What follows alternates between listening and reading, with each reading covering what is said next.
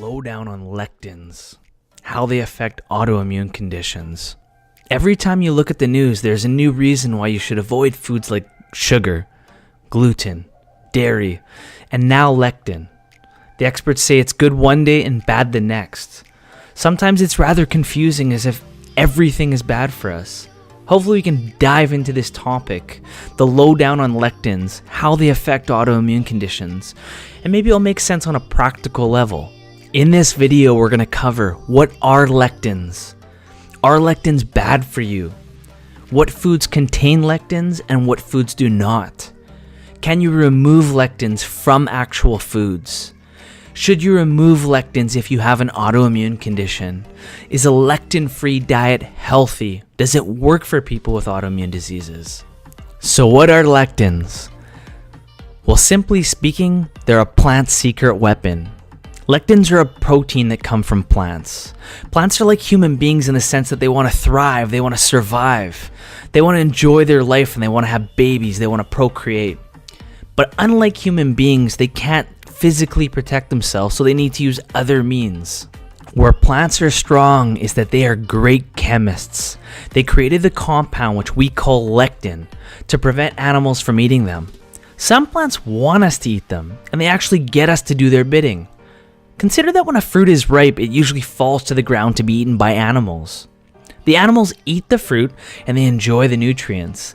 They later walk around and they poop out the indigestible fiber, aka seeds, which results in new plant babies. They're using us to spread their seed around the forest. Super smart. The magic and intelligence of nature is truly surreal. Are lectins bad or toxic? When lectins are consumed, they act as guided missiles that are sent to the gut. They ride in on chylomicrons and they pry open the lining of our gut wall. They do this by releasing a compound called zonulin. And what zonulin does is it flips the switch, or it opens the gate of the tight junctions. And you've heard a lot about this when you look at things with leaky gut syndrome. And once the gate is open, the invaders can slip in, causing havoc on your system. The immune system, which is more like the border control, sounds the alarm that there is an invasion, and it calls all hands on deck. The border control tells the troops to shoot and kill anything and everything that's foreign and doesn't belong. Over time, this reaction is what causes leaky gut syndrome and contributes to autoimmune conditions. So if you're wondering what foods contain lectins, here are some of the foods that contain lectins. Grains.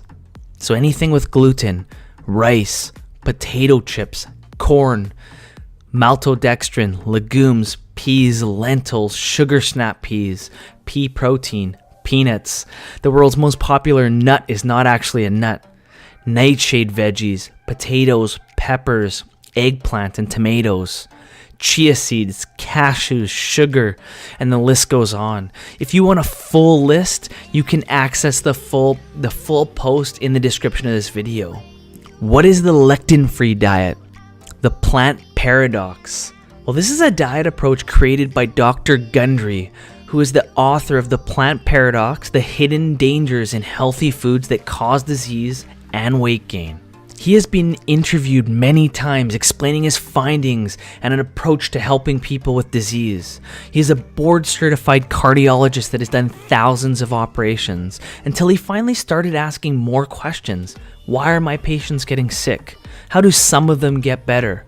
I must say that Dr. Gundry's information makes sense on a practical level. This dude knows his stuff. His knowledge is not only in lectin theory, but he has a great understanding of the gut microbiome and totality. I think you should keep an open mind and consider his findings. I urge you to check out some of his interviews that are available on YouTube, or read his book, The Plant Paradox. It's an awesome read. So what foods can I eat on a lectin-free diet? Well, some of the foods are avocado, leafy green veggies, meats, and preferably pasture-raised and avoiding corn-fed animals. Garlic and onions, cruciferous veggies, Brussels sprouts and broccoli, celery, mushrooms, coconut oil, MCT oil, avocado oil, olive oil, nut flours, almond flour, coconut flour, dairy, cheese, yogurt, and butter, and many others. Can you remove lectins from your food? There are a few ways that you can dramatically reduce the lectin levels in your foods. Here are some of the ways that are supposed to reduce or remove the lectin content in your food. Pressure cooking, soaking, fermenting, peeling and deseeding. If you notice, many ancient cultures and tribes utilize these methods on their foods.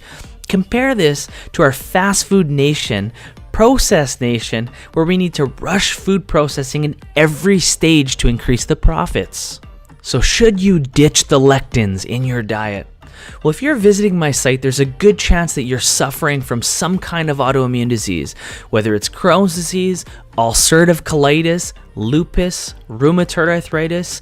You're obviously looking for a reason. And I think that ultimately it may be impossible to avoid or remove all lectins, but you can reduce them. If you're experiencing flare-up symptoms of your disease, then it couldn't hurt to try removing lectins from your diet and seeing how it goes. This is especially true if you're doing a low-carb ketogenic diet and are still experiencing symptoms. It's amazing how a few small tweaks to your healing program can dramatically change your results. It's the fine-tuning. It's the equivalent of learning how to play golf and learning how to use your driver when you drive, when a few small adjustments can completely change your game. So removing or minimizing lectins may indeed help your autoimmune diseases, whether it's lupus, Crohn's disease, ulcerative colitis, rheumatoid arthritis, you name it, it can make a huge difference. I've found people that have utilized lectin-free diets and experienced awesome results.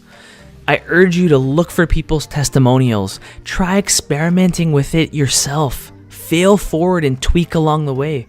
Do your own research and come to your own conclusions. If you look in the description, you can find links to the full post, and it will share other people's experiences that took lectins out of their diet and improved their conditions.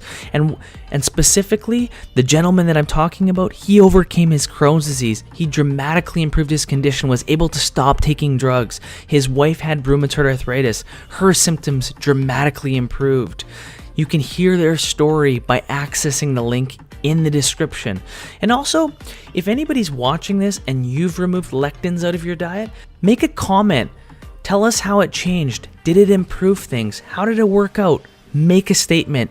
Become part of the conversation.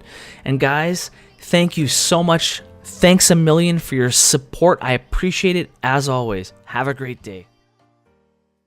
Are you tired of feeling crappy? Get my free healing guide. Tips, tweaks, and hacks. Click the description for more information.